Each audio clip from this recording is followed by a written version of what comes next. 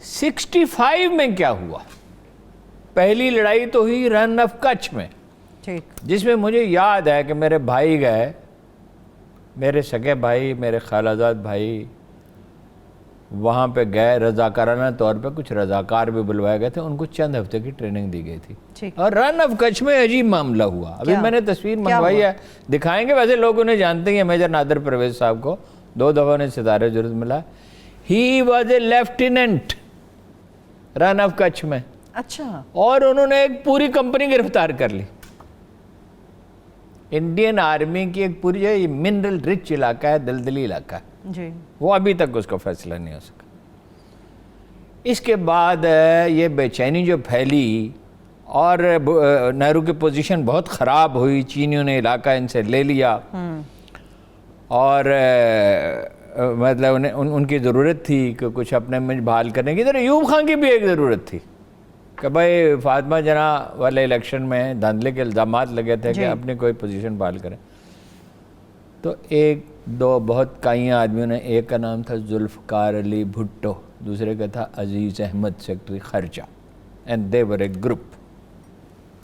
اب انہوں نے یہ کہا، نیتوں کا حال تو اللہ جانتا ہے، لیکن ہم تو جو شواہد ہیں اس کی بات کریں گے، کہ کشمیر میں بڑی بے چینی ہے، ٹھیک ہے، تو اس موقع سے فائدہ اٹھایا جائے، یعنی اگر جیت جاتے تو بھٹو کلیم کر سکتا تھا کہ میرا مشورہ ہے، اسی نے اس پہ عمل ہوا، اور ہار جائیں تو ایوب خان جائے، ایوب خان کی مخالفت بڑھ رہی تھی، ہار جائے تو اور بھی پوزیشن خراب ہو، اور وہ ہارا تو نہیں، مگر تاشقند کا جو معاہدہ ہوا اس سے معاہدہ، ایوب خان صاحب اس وقت بھٹو سے تنگ آ چکے تھے، اور ایوب خان کو اس بات کا پورا یقین تھا کہ یہ CIA کے ساتھ ان کا رابطہ ہے بھٹو صاحب کا۔ پوٹ گورنی نے ایوب خان سے کہا بھی، آپ کا سفیر جا کے امریکی ایمبیسی کو بریف کرتا ہے۔ بہرحال اس جنگ کا نتیجہ تو یہ نکلا کہ پاکستانی قوم کا اتحاد بڑا، بعد میں خرابیاں پیدا ہوئی، وہ دوسری بات ہے، اور اس دلیری اور شجاعت کا مظاہرہ کیا۔ ایک پورا آرمر ڈویژن تھا، آج پاکستان کے پاس ایک پورا آرمر ڈویژن ہے، ایک پورے آرمر ڈویژن نے چنڈا میں حملہ کیا تھا، سیالکوٹ میں، اور جواب میں اس کا ایک چوتھائی حصہ بھی نہیں تھا، کیا کتنی تھی تعداد، ایک ریجمنٹ تھی غالباً، شاید چنڈا محاصرہ بڑا مشہور ہے اس حوالے سے۔ سیکنڈ ورلڈ وار کے بعد یہ ٹینکوں کی سب سے بڑی جنگ تھی، ٹینک ان کے پاس زیادہ تھے، سپاہی ان کے پاس زیادہ تھے، جنرل چودھری جنہیں موسیٰ خان جنرل چوری کہتے تھے، چوری چوری حملہ کیا ہے، وہ سادہ آدمی تھے، انہوں نے کہا کہ شام کو ضیافت جو ہے جم خانہ میں ہوگی، یہ اب تو لائبریری بن گئی ہے، آپ نے دیکھا ہی ہے لارنس گارڈن میں، انہیں پورا یقین تھا کہ سیالکوٹ اور لاہور کو وہ فتح کر لیں گے، پورا یقین تھا۔ یہاں ایک بہت چھوٹی تعداد کے ساتھ ایک پورے بریگیڈ کو میجر عزیز بھٹی نے روک کے رکھا۔ پہلی دفعہ یہ انکشاف ہوا پاکستان بننے کے بعد کہ پاکستانی سولجر کی کیپیسٹی کیا ہے، کتنی ہے، BRB نہر کراس نہیں کرنے دی، جان دے دی مگر کراس کرنے نہیں دی۔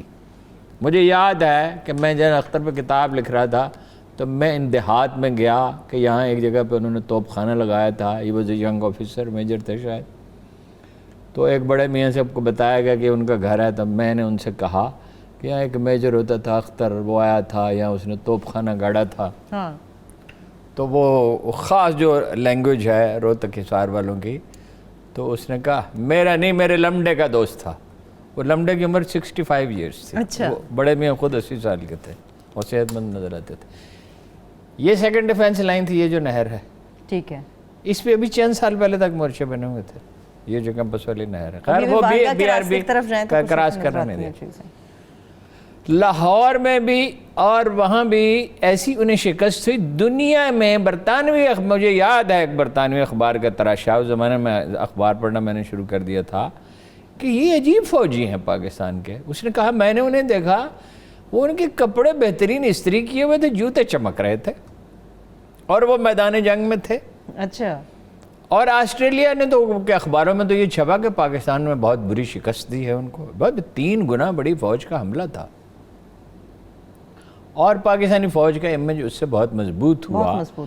لیکن یہ جو اندازہ تھا کہ بھٹو صاحب کا اور ان کا اندازہ تھا یا سازش تھی جو بھی تھی، عزیز خان صاحب کی، وہ کشمیری نہیں اٹھے، بہت سے لوگ گرفتار ہوئے. ذہنی طور پہ انہیں تیار نہیں کیا یہ گیا. کوئی آپریشن تھا؟ جب انہیں آپریشن جبرالٹر ٹھیک ہے. کہ یہاں سے لوگ بھیجے جائیں, بیسیکلی کشمیری بھیجیں. ویسے تو اس میں بڑے بڑے کارنامے انجام دیے گئے. ایک پوری بٹالین کو کیپٹن جس طرح لیفٹیننٹ نادر پرویز نے پوری کمپنی کو گرفتار کر لیا, کیپٹن سلطان نے ایک پوری بٹالین کو ہمیشہ کے لیے ختم کر دیا, اور کوئی 135 کلومیٹر اندر جنگلوں کو عبور کر کے 31 آدمیوں کے ساتھ واپس بھی آ گئے. اس کی رودات بھی انہوں نے لکھی ہے, وہ کتاب موجود ہے.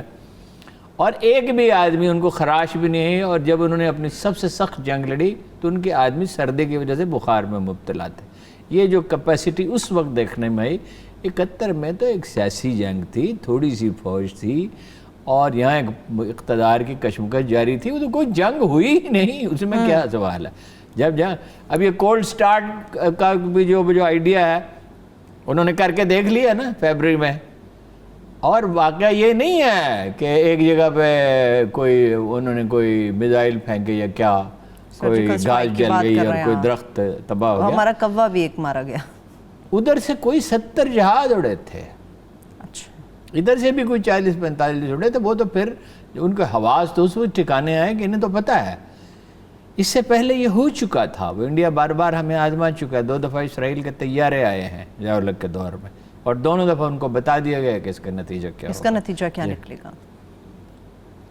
تو وہ 65 میں جو بہت ہی یعنی پہلو ہیں شاندار, جن پہ یہ قوم ہمیشہ فخر کر سکتی ہے, کہ لوگ کہتے ہیں نا آج محترمہ شیریں مزاری کی صاحبزادی نے ٹویٹ کیا ہے کہ بھارت نے فتح حاصل کی تھی, پاکستان نے شکست کھائی تھی. میں آپ کو بتاؤں گا یہ کیا اسٹریٹجی ہے اور کون لوگ اس میں ملوث ہیں اور کیوں ملوث ہیں. فضائیہ نے ایک ایسا ریکارڈ قائم کیا کہ نہ اس سے پہلے نہ اس کے بعد یہ واقعہ ہوا. 5 طیارے گرائے غالباً 11 سیکنڈ میں. ایم ایم عالم نے, میں ان سے ملتا رہا ہوں, چھوٹے سے قد کے آدمی تھے, شادی انہوں نے کی نہیں تھی. سرتاپا جو سولجر ہوتے ہیں نا, ہم کہتے ہیں کہ پوٹھوہار جیسا کوئی سولجر نہیں, پٹھان بھی وہ اچھے سولجر ہیں. اور یہ جو بیلٹ ہے پنجاب کی, اس میں بھی اب تو سندھی جو بھرتی ہوئے ان کے بارے میں یہ بتایا جاتا ہے کہ شروع میں انہیں ڈسپلن میں دشواری ہوئی تھی, سولجر بہت اچھے, اور بلوچ سولجر بھی بڑے پیمانے پہ بھرتی کیے جا رہے. تو ساری فائٹنگ ریسز ہیں, اس میں کوئی شبہ نہیں ہے. مگر فضائیہ نے کتنے طیارے تباہ کیے انڈیا کے؟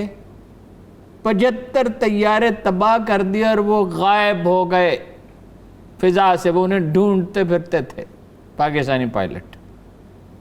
تباہی. اور یہ پوچھتے ہیں لوگ, یہ دانشور جو این جی اوز ہیں, جو پتہ نہیں ان کو امریکہ سے پیسہ ملتا ہے یا انڈیا سے ملتا ہے یا یورپی یونین سے ملتا ہے, کہاں کے ملکوں سے ملتا ہے, کہاں سے ملتا ہے, یا پیچھے اسرائیل ہے, یا کیا ہے. یہ ہر روز آج بھی ایک قصہ ہم نے سنا کہ خاتون جرنلسٹ کو قتل کر دیا. میں نے پوچھا ہے, ہارون صاحب ذرا بات کریں گے, میں نے پوچھا ہے, انہوں نے کہا ان کے شوہر کے ساتھ جھگڑا تھا. یہ بھی پاسبلٹی, اسٹرانگ پاسبلٹی زیادہ یہ ہے, کوئی موقع ہاتھ سے جانے نہیں تھے. میں نام لے کے گنوا سکتا ہوں, میں لینا نہیں چاہتا آج کے دن ان لوگوں کے نام, جن کا کام یہ ہے کہ انڈیا کے حق میں اور امریکہ کے حق میں. این جی اوز یا پاکستان کے کچھ لوگ ہیں ہارون صاحب, این جی اوز کی بات کریں یا لوگوں کی؟ نہیں, این جی اوز کے ہی لوگ ہیں.